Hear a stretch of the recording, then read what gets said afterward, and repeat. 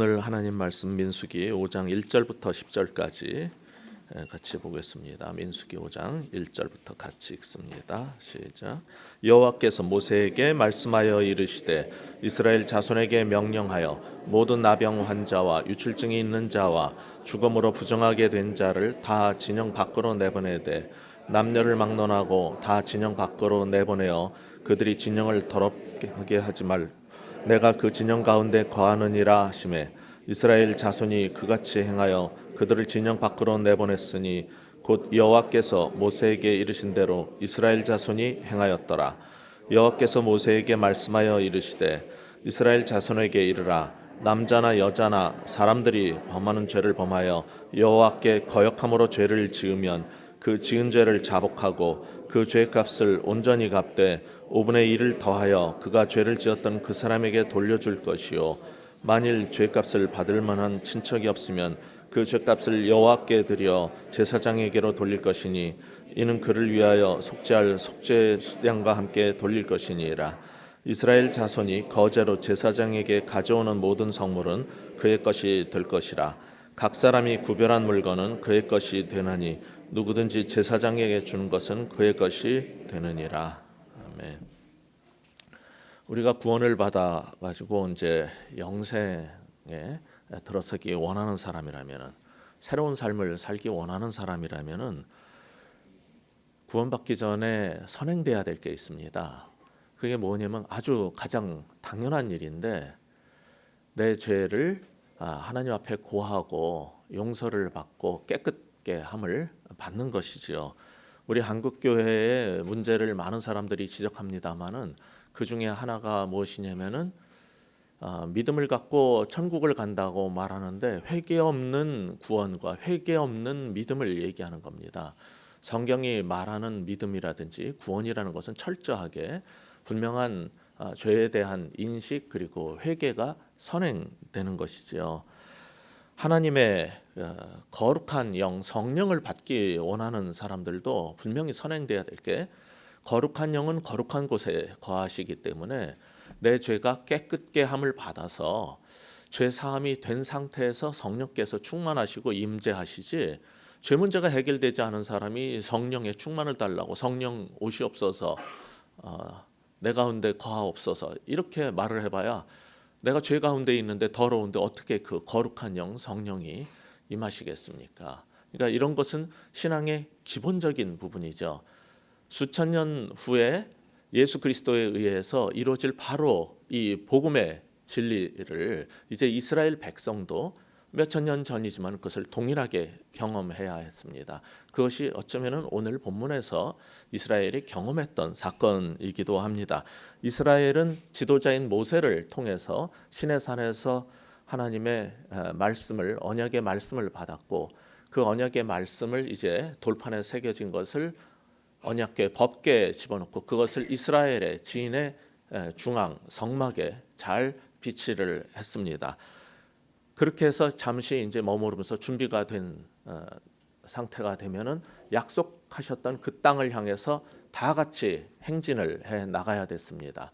그런데 약속의 땅을 향해서, 새로운 삶을 향해서 떠나가기 전에, 그 행진을 시작하기 전에 해야 할 일이 하나 있습니다.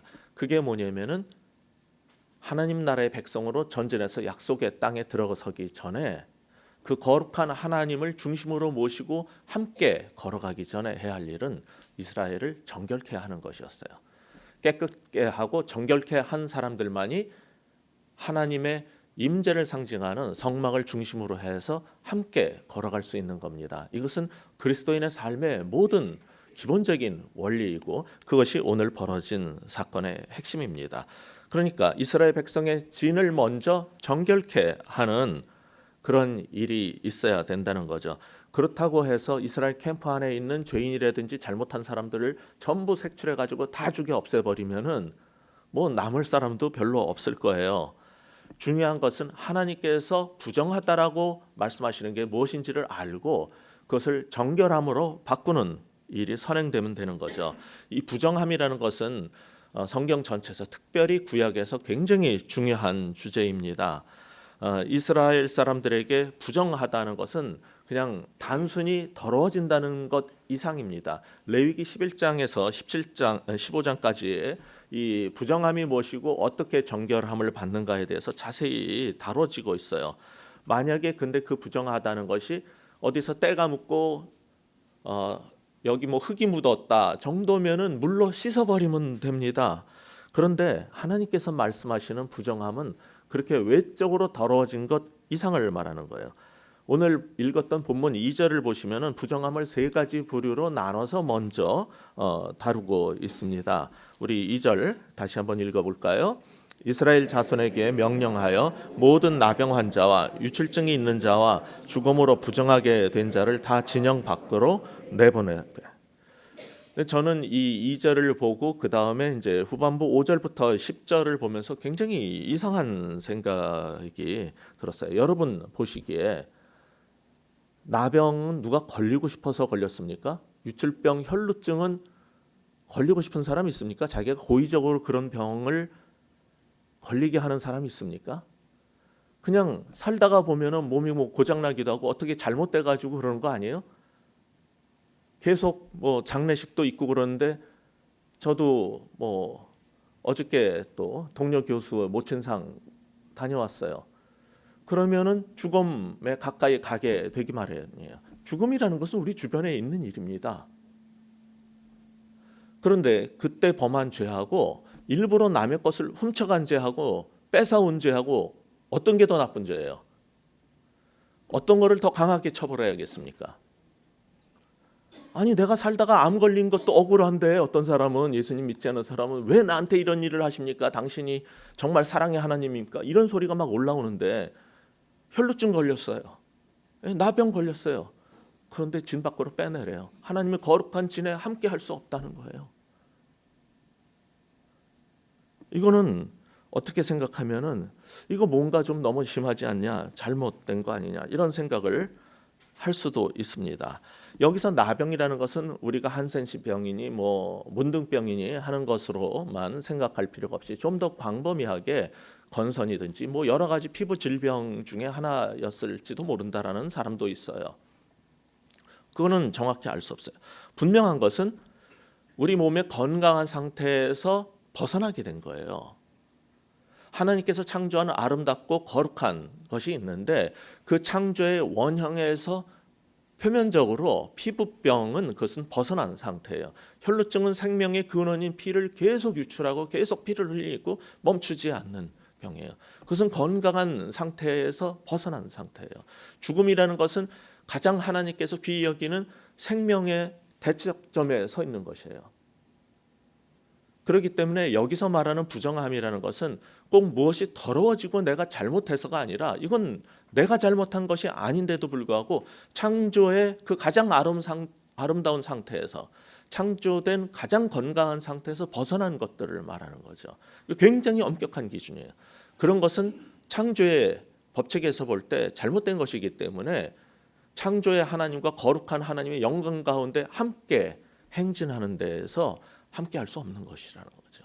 그렇기 때문에 진 밖으로 그것은 다 나가야 돼요. 하나님의 진 속에 머물 수 없어요. 어떻게 보면은 이것은 너무 엄청난 일이고 우리 현대인들한테는 이거 심하다 생각할지 모르지만은 우리 그리스도인들도 내가 그리스도와 함께 동행하면서 신앙생활을 한다면은 어떤 면으로는 그런 정신은 있어야 돼요. 하나님께서 나를 새 창조하시고 머물기 원하는 상태에서 벗어난 것에 대해서 하나님께서 얼마나 엄중하게 생각하시고 그것을 기뻐하지 않으신지를 안다면은 내가 하나님의 공동체 속에 하나님과 함께 거하기를 정말로 원한다면은 무엇이 잘못됐는지를 굉장히 엄격하게 생각해 볼 필요가 있어요. 예수님은 율법의 규례를 많은 부분들을 폐하셨지만은 어떻게 보면 예수님께서 말씀하신 율법 이상의 하나님의 법은 훨씬 엄중했어요. 이후 부분을 5장의 후반부를 보면은 가늠한 여인 또 잘못된 여러 가지 그런 죄들에 대해서 다루지만은 예수님은 여자를 보고 음욕을 품는 자마다 가늠한 자라는 거예요. 사람들에게 미워하고 욕을 하는 사람들도 똑같이 살아는 자로 보고 훨씬 높은 기준을 제시해요. 그러니까 율법은 엄중하고 은혜의 복음 때문에 우리는 대충 살아도 된다라는 것은 그것은 예수님의 뜻을, 하나님의 뜻을 제대로 이해하지 못한 삶이지요. 그런 면에서 볼 때 지금 여기 2절부터 4절을 통해서 우리가 보는 것은 하나님과 함께 하나님을 중심에 모시고 하나님의 말씀을 중심에 모시고 사는 삶의 자세가 얼마나 엄중하고 우리가 그 부분에 대해서 높은 기준을 가져야 되는지 그것을 우리에게 인식시켜 줍니다. 레위기 7장 20절부터 21절에 의하면 사실은 부정한 것과 가증한 것하고 접촉을 하면 백성 가운데서 이미 끊어지게 된다는 것을 가르쳤고, 그 이유는 부정함이 거룩한 하나님 백성 공동체를 오염시킬 수 있기 때문이라고 말합니다. 더 큰 문제는 레위기 15장에 나오는 것처럼 그들의 중앙에 위치한 하나님의 성막까지 더럽힐 수 있다고 봤기 때문에 그 경우는 죽임을 당하는 규정까지 있습니다. 이런 엄격한 규정이 지금 우리가 읽었던 민수기 5장 전반부에는 누구에게 적용되냐면은 모든 이스라엘 사람에게 이것을 다 적용시키는 거예요. 하나님을 중심에 모시고 행진을 시작해야 되기 때문입니다. 그런 관점에서 시작된 이것은 성경 전체를 좀 전에 말씀드린 것처럼 전부 흘러서 요한계시록 21장에 가시면 27절에 새 예루살렘 성이 이제 우리에게 베풀어지는데, 새 예루살렘 성에는 부정한 것은 들어가지 못한다는 마지막 부분에까지 이것이 계속 이어지는 거예요. 따라서 여러분은 이 규례가 레위기나 민수기에서 끝나는 구약의 규례라고 보지 말고 요한계시록 마지막 새 예루살렘 성까지 이어지는 그런 정신이라는 것을 기억해 주시면 좋겠는데, 저는 감사한 것은 뭐냐면은 예수님께서 오셔서 이 엄격한 규례 속에서 우리를 다 진 밖으로 내쫓으시는 것만으로 하나님께서 기뻐하시지 않고 그것을 해결할 수 있는 근본적인 해결책을 제시해 주셨다는 거예요. 뭡니까? 예수님이 오셔서 혈루증 앓는 여인을 치료하셔서 근본적인 해결을 해 주셨어요. 나병 걸린 사람이 있으면 그 사람을 치료해서 공동체 속으로 들어가게 만들어 주셨어요. 죽음으로 고통받는 우리에게 부활의 새 생명을 주심으로 영원히 죽음으로부터 멀어질 수 있는 그런 길을 주님은 해결해 주셨어요. 그러니까 율법에서 말하는 규례와 공동체로부터의 분리에서 끝나는 것이 아니라 실상은 하나님께서 원하시는 것은 그 문제에 대한 근본적인 해결을 통해서 하나님과 함께 가고 하나님의 백성 공동체 속으로 돌아오기를 주님은 원하셨다는 것 때문에 저는 예수님께서 우리에게 오셔서 하셨던 그 일이 너무 감사한 거예요. 그러니까 여러분은 잘못했을 때는 그래, 나는 하나님의 그 백성 공동체에서 함께 할 수 없어, 그러니까 이 문제를 해결해야 돼, 이건 인식을 하셔야 돼요.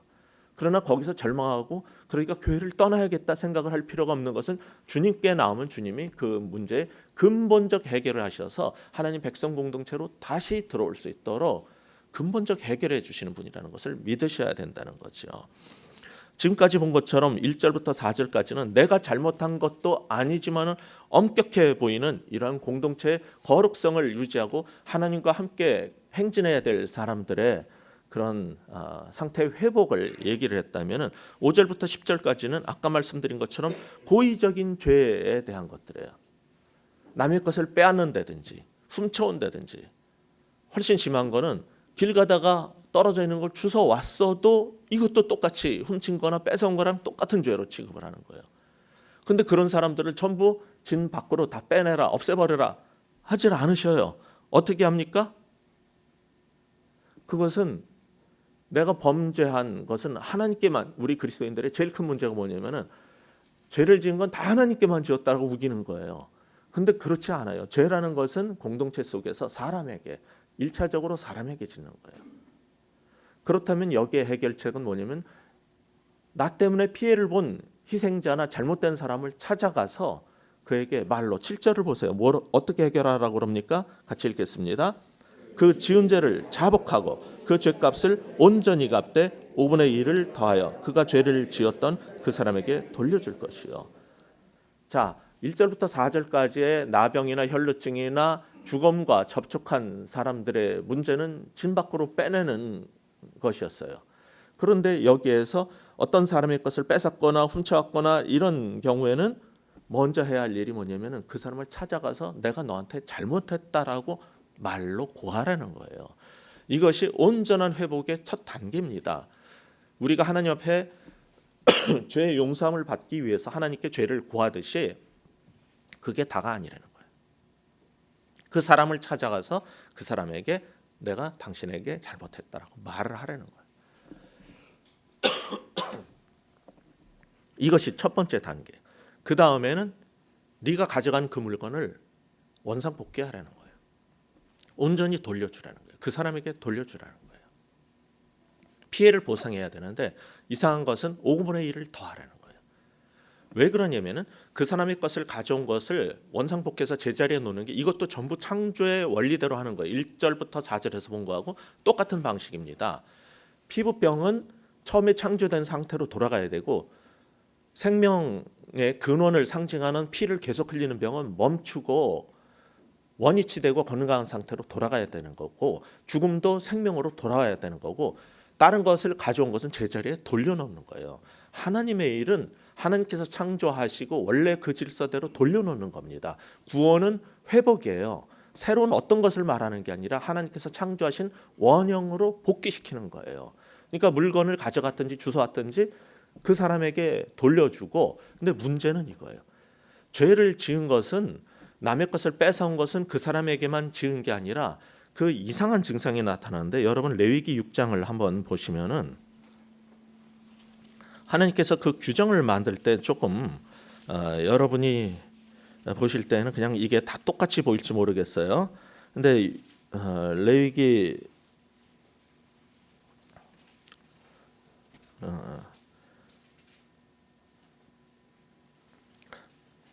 6장을 보시면 2절부터 이제 쭉 그 거의 같은 규정이 나와요.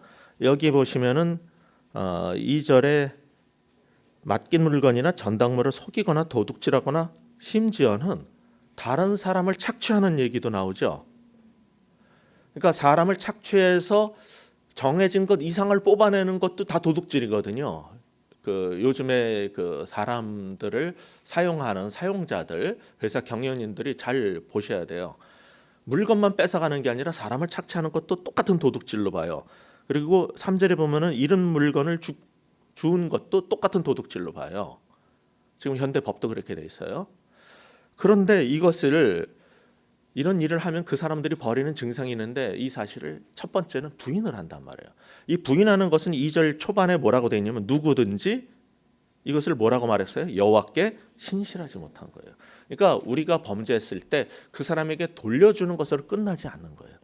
분명히 훔쳐갔거나 뺏어갔거나 무슨 일을 했을 때 처음에 나는 착취하지 않았다, 뺏어가지 않았다, 그냥 뭐 눈에 띄어가지고 그냥 아무도 쓰지 않으면은 이거 뭐 버려지면은 아까우니까 그냥 갖다 썼을 뿐이다. 뭐든지 다 부인하고 핑계를 대게 돼 있는데 이것은 하나님께 신실하지 못한 거예요.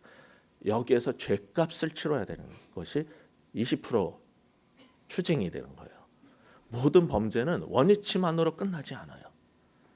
거기에서 하나님께 신실하지 못했기 때문에 우리는 죄값을 치른다는 의미에서 5분의 1을 더해서 돌려줘야 돼요. 그런데 아까 우리가 읽었던 민수기 5장 다시 본문으로 돌아오면은 그것을 죄를 지었던 그 사람에게 훔쳐갔든지 뭐 뺏어왔든지 주워왔든지 이 모든 것 착취했든지 그것은 죄를 지은 건 그 사람에게 짓는 거예요. 첫째, 하나님께 죄 지는 건 두 번째 문제고 하나님은 항상 너희가 예배를 드리거나 제사를 드리기 전에 그 사람을 찾아가서 잘못했다고 말하고 돌려주라는 것이 하나님의 일관성 있는 구약에서 신약까지 다 흐르는 가르침입니다. 자, 죄를 지었던 그 사람에게 돌려주는데 5분의 1을 더해 돌려주는데 8절에 보면은 만일 죄값을 받을 만한 친척이 없으면 자, 그 사람이 누군지를 모르거나 그 이후에 죽었을 수도 있어요. 회개하고 나서 돌려줘야 되겠는데 그러면 누구한테라도 해야 돼요? 친척에게라도 해야 되는 거예요. 먼저 그 친척이 바로 여러분이 룻기에서 읽었던 고엘이랑 같은 단어예요. 어떤 것을 물을 자, 나에 대한 어떤 책임을 물어줄 자이기도 하지만 그것을 물을 자라는 그 고엘이라는 단어가 여기서 쓰이는 거예요. 친척에게라도 그것은 갚아야 돼요. 근데 그 친척도 찾을 수 없거나 다 죽었다, 전쟁으로. 그럼 어떻게 해야 되겠어요? 그러면 하나님께라도 갚으라는 거예요. 하나님께 갚는다는 것은 마음속으로 우리 그리스도인들이 잘하는 것처럼 맨날 주여 내가 주께 범죄하였나이다 용서하셨죠? 끝. 나는 그럼 기쁜 마음으로 잘 살겠어요. 알았셨죠? 이런 식으로 살지 말라는 겁니다. 분명히 행동으로 표현을 하라는 거예요. 그 사람을 찾아가서 말을 하고 돌려주고 안 되면 친척에게 하고 그래도 못하면은 원래는 그 사람이 갚아야 되는데 하나님께라도 돌려주라는 거예요. 근데 하나님 안 보이시잖아요. 방법은 제사장을 찾아가서 그 영적 공동체의 지도자를 찾아가서 그것을 드리라는 거예요. 그것이 하나님께 드려진 거라는 거죠. 그렇다고 제사장이 그것을 제물을 먹었다고 잘못됐다라고 보면 안 된다는 게 뒤에 설명이에요. 그에게 드려졌을 때 그것은 하나님을 대신해서 제사장이 그것을 취한다는 거죠. 왜냐하면 레위인이나 제사장은 아무런 유산을 받은 게 없기 때문에 그렇게 살도록 제도화되어 있어요. 여기에서 제사장이 어떻게 먹고 사느냐의 문제는 우리의 관심사가 아니에요. 우린 다 만인 제사장이니까 그거는 중요하지 않아요. 그런데 여기서 중요한 것은 우리들이 그리스도인들이 지금 갖고 있는 자세와 태도의 교정 문제예요. 우리가 범죄한 것은 분명히 아셔야 되는데 그 사람한테 가서 사과를 해야 되는 거예요. 그것 때문에 고통받았던 사람을 위로하고 찾아가서 내가 잘못했다고 말하고 그리고 그 사람으로부터 첫 번째 먼저 내가 너를 용서한다라는 말을 들을 수 있도록 지도하고 가셔야 돼요. 그런 것이 선행돼야 되고 그 다음에는 보상을 하시고 모든 거는 하나님께서 창조하신 원상으로 복귀를 시켜놔야 돼요. 인간이 망쳐놓은 것들은 그 피해가 두고두고 너무나 엄청나기 때문에 예를 들어서 4대강간 같은 문제도 그렇죠. 그것은 원래 하나님께서 창조한 그런 가장 자연적인 상태로 복귀시켜야 되는 것 중에 하나예요. 예를 들자면. 근데 그것은 더 많은 손실을 끼쳐요. 그러니까 하나님께서 창조한 원형을 인간이 고의적으로 훼손을 할 때 그것이 우리 인류의 죄 때문에 자연히 훼손되기도 해요. 그런 건 바로 잡아야 돼요. 그런 것을 떠나서 인위적으로 어떤 이익을 위해서 했다가 자연이 망가지고 하나님의 창조의 것이 망가졌을 때 원상복귀를 할 때 항상 5분의 1이 아니라 엄청난 피해를 보게 되는데 그것이 선행되고 내가 잘못한 것이 있을 땐 그 사람에게 사과를 해야 되고 그리고 나서 하나님께 구해야 되는 거예요. 이 순서를 잃어버린 그리스도인들이 한국 교인들인 것 같아요. 그들은 그래 살다 보면 죄 안 지는 사람은 어디 있어? 그냥 다 하나님께 구하고 난 죄사함을 받았어. 그리고 다 잊으려고 하기 때문에 뭐가 해결이 안 되냐면은 믿음은 하나님과 나와의 관계성이거든요. 하나님은 나를 아들로 딸로 삼아 주시고 미지의 신인지도 몰랐던 그분이 나의 아버지가 되시는 거거든요. 믿음의 하나님 백성의 공동체 교회도 이것은 관계성으로 형성된 공동체 가족입니다. 왜 이런 얘기를 하냐면은 이스라엘은 지금 전쟁 상태에 있어요. 행진을 해서 약속한 땅을 얻어내기 위해서 하나님이 약속으로 그 땅을 주셨지만은 얻어내는 것은 전쟁을 통해서 해야 돼요. 전쟁을 하면은 거기서 탈취물이 생겨요. 근데 그것을 어떤 사람은 더 가져가고 남의 것을 뺏어올 수도 있고 훔쳐올 수도 있어요. 이럴 때 그것을 이런 방법으로 해결하지 않으면은 하나님 백성 공동체의 관계가 깨져요. 하나로 갈 수가 없어요. 이것은 그냥 단순히 원상복귀의 문제가 아니에요. 관계를 형성하지 않으면 공동체는 함께 갈 수 없고 사랑으로 하나 되지 않으면 그것은 기쁨의 행복한 공동체가 될 수 없다는 거예요. 이런 면에서 먼저 그 사람을 찾아가서 구하고 용서를 구하고 청하고 그리고 그와의 관계를 회복하고 또 하나님과의 관계를 회복하는 이것이 온전한 회복의 길이라는 것을 성경은 가르쳐주고 있는 겁니다. 저는 우리 그리스도인들이 이런 삶을 살아야 된다고 생각합니다. 이것이 성경이 가르치는 바예요. 나는 하나님께 범죄하였으면 근본적으로는 하나님께 범죄한 건 맞습니다. 그렇다고 해서 내가 피해를 준 그 사람하고 나는 상관이 없다. 주님으로부터 용서받았는데 네가 뭔데 나한테 이러냐. 오히려 이렇게 대드는 사람도 봤거든요. 교회 안에서. 이거는 근본적으로 성경이 말하는 신앙이 뭔지를 오해한 겁니다. 성경은 그렇게 가르치지 않아요. 먼저 그 사람을 찾아가서 화해를 하고 그 관계가 회복될 때 그 12지파가 하나님을 중심으로 그 가운데 성막을 중심으로 함께 모여서 살 수 있고 함께 행진할 수 있는 사람이 되는 거예요. 그럴 때 새로운 약속의 땅으로 들어갈 수 있는 행진이 진행될 수 있지, 세상과 싸워야 되는 그리스도인들이 교회 안에서 서로 미워하고 갈등하고 훔치고 빼앗고 하나님의 일을 위한다면서도 왜 저 집사님이 저 일을 해야 되냐, 내가 하고 싶다 그래가지고 그것을 또 탈취해 오는 사람들도 어떤 교회에서는 봤어요. 이런 모든 일들을 통해서 상처받은 사람을 향해서 우리는 나아가야 되고 그에게 고하고 함께 관계를 회복하고 주님께 나가고 잘못에 대해서는 충분히 5분의 1, 20% 이상의 그런 죄값을 기꺼이 치를 수 있는, 이게 규정인데도 삭개와 같은 경우 보세요. 이게 5분의 1이 뭡니까? 나는 400%를 20%가 아니라 400%라도 하겠습니다. 이게 진짜 용서받고 내 죄의 그 엄중함에서 용서받은 감격이 있는 사람들의 태도예요.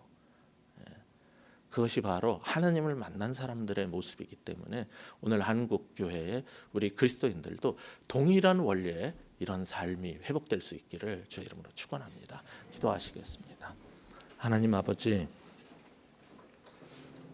우리가 살다 보면 범죄할 때도 있고 잘못될 때도 있고 또 원치 않는 그런 일에 휘말릴 때도 있습니다. 이 모든 일로 말미암아 상처받은 사람이 있다면은 용서를 구할 줄 아는 그러한 지혜로운 사람, 아니 먼저 나를 용서하셨던 하나님의 그 용서의 감격을 경험한 사람의 그 사랑과 은총이 넘치는 삶을 살 수 있게 하여 주시옵소서. 특별히 믿지 않는 사람들에게 착취하고 빼앗고 잘못한 일이 있다면은 무엇보다 먼저 그들에게 나아가서 용서를 구할 줄 아는 그런 우리들이 되게 하여 주시옵소서. 하나님 앞에 범죄했기에 주님 앞에 무릎을 꿇지만은 또한 우리가 힘들게 했던 그 사람들 앞에 무릎을 꿇을 줄 아는 우리들 되게 하여 주시옵소서. 그리고 우리의 탈취물들을 제자리에 돌려놓고 남의 것, 주께서 주시지 않은 것을 욕심으로 더 가져오려고 했던 것 다 원상복귀하고 제자리에 돌려놓고 하나님께서 정말 창조하신 그 상태, 가장 아름다운 그 창조의 상태로 돌릴 수 있는 그런 우리들 되게 하여 주시옵소서. 이 시간 우리 좀 기도의 시간 가졌으면 좋겠습니다.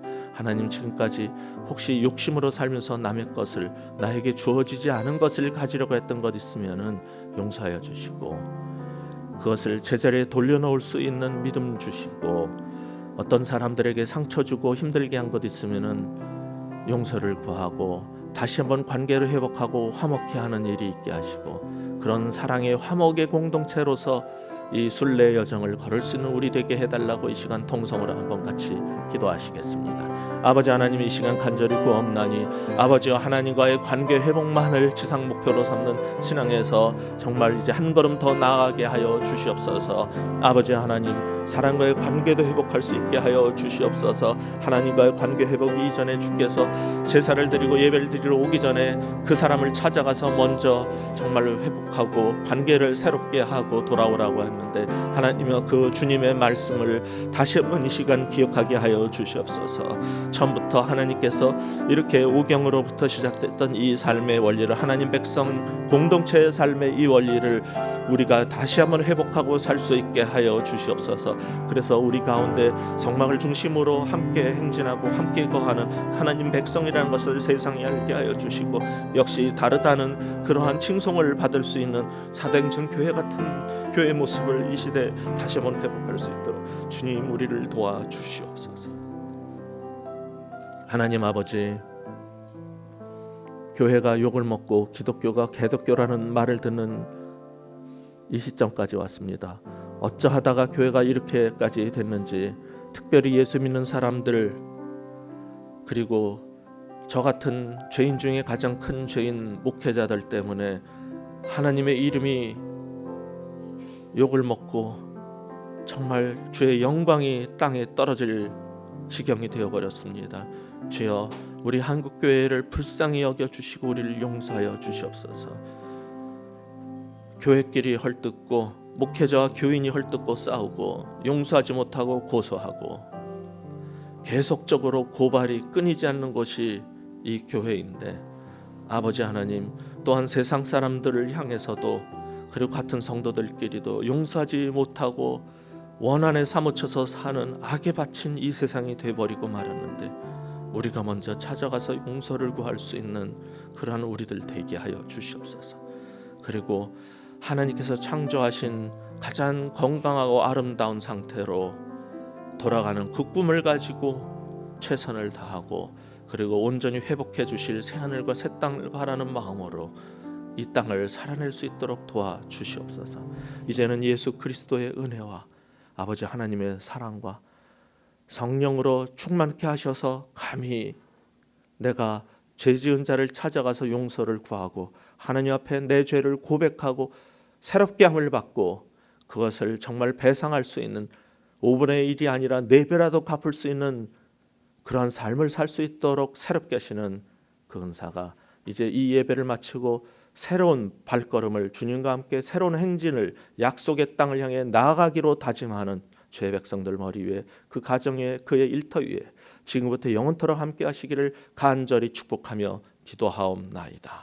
아멘.